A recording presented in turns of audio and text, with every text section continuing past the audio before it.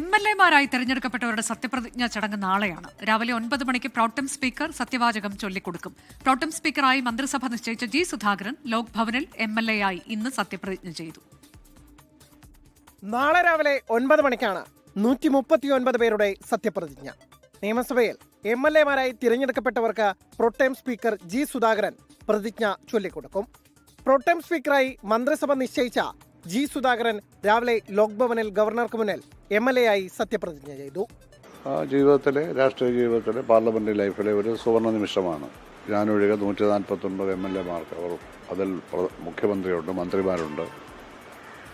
അവർക്കെല്ലാം സത്യപ്രതിജ്ഞാ വാചകം ചൊല്ലിക്കൊടുക്കാനുള്ള ഔദ്യോഗികമായിട്ടുള്ള ഒരു സംവിധാനത്തിൽ പ്രോട്ടം സ്പീക്കറായിരിക്കുക എന്നുള്ളത് വളരെ അഭിമാനകരമായൊരു കാര്യമാണ്.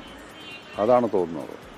CPIM-മായി ഇടഞ്ഞ UDF പിന്തുണയോടെ അമ്പലപ്പുഴയിൽ നിന്നാണ് ജി സുധാകരൻ വിജയിച്ചത്. പിണറായി വിജയൻ ഉൾപ്പെടെയുള്ള CPIM അംഗങ്ങൾക്ക് ജി സുധാകരൻ പ്രതിജ്ഞ ചൊല്ലിക്കൊടുക്കുന്നത് രാഷ്ട്രീയ കൗതുകമാകും.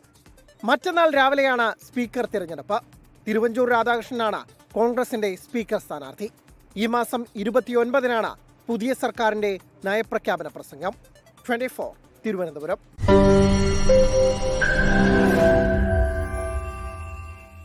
ലോകത്തെവിടെയായാലും ഏത് സമയത്തും 24 വാർത്തകളും ഓഗ്മെന്റഡ് റിയാലിറ്റി പാക്കേജുകളും എക്സ്പ്ലെയിനറുകളും വിശദമായി കാണാൻ ഞങ്ങളുടെ YouTube ചാനൽ നിങ്ങൾക്ക് സബ്സ്ക്രൈബ് ചെയ്യാം.